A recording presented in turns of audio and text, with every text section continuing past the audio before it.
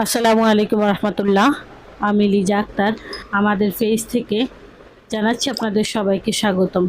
আজকের ভিডিওতে আমি আলোচনা করব কালকুন্দা গাছের উপকারিতা নিয়ে। প্রিয় দর্শকবিন্দু, কালকুন্দা গাছের উপকারিতা জানতে সম্পূর্ণ ভিডিওটি না টেনে মনোযোগ দিয়ে দেখুন। আমাদের চারপাশে এমন অনেক গাছপালা আছে যাদের আমরা আগাছা ভেবে অপেক্ষা করি, কিন্তু আয়ুর্বেদ শাস্ত্র বলছে এর মধ্যে লুকিয়ে আছে অনেক জটিল রোগের সমাধান। আজ আমরা কথা বলবো এমন একটি গাছের গুণাগুণ নিয়ে যার নাম কালকাসুন্দা। গ্রাম বাংলার মানুষের কাছে পরিচিত হলেও এর ঔষধি গুণ অনেকই অজানা। আজ আমরা বিস্তারিত জানাবো কিভাবে এই গাছ আমাদের সুস্থতার সাথে রাখতে সাহায্য করে। কালকাসুন্দা মূলত একটি গুল্মজাতীয় উদ্ভিদ। এর পাতাগুলো যৌগিক এবং ফুলগুলো উজ্জ্বল হলুদ রঙের হয়।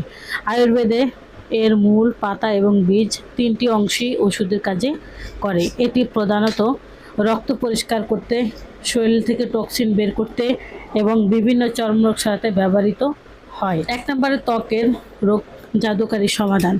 যাদের একজিমা, চুলকানি বা দাঁত রয়েছে তাদের জন্য কালকাসুন্দা আশীর্বাদ। এর পাতা বেটে আক্রান্ত স্থানে লাগালে দ্রুত উপশম হয়।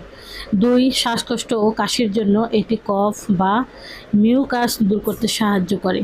শ্বাসকষ্টজনিত সমস্যা বা দীর্ঘস্থায়ী কাশিতে কালকাসুন্দার পাতার রস বিশেষ ভূমিকা রাখে। রক্ত বিশুদ্ধকরণ।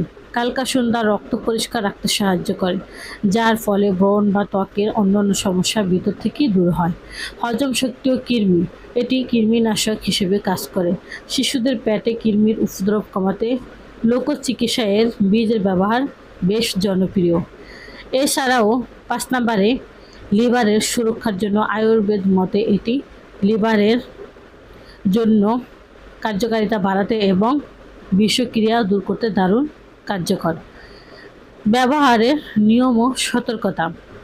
তবে সাবধান, প্রাকৃতিক ওষুধ মানেই এটি অনিয়ন্ত্রিত ব্যবহারের জিনিস নয়। ত্বকের সমস্যার জন্য পাতার পেস্ট সরাসরি লাগানো যায়। পাতার রস বা মূলের চূর্ণ খাওয়ার আগে অবশ্যই একজন অভিজ্ঞ আয়ুর্বেদিক চিকিৎসকের পরামর্শ নিন, কারণ এর মাত্রাতিরিক্ত সেবন পেটে সমস্যা তৈরি করতে পারে। গর্ভবতী নারী বা যারা জটিল কোনো ওষুধের সেবন করছেন তারা চিকিৎসকের পরামর্শ ছাড়া এটি ব্যবহার করবেন না।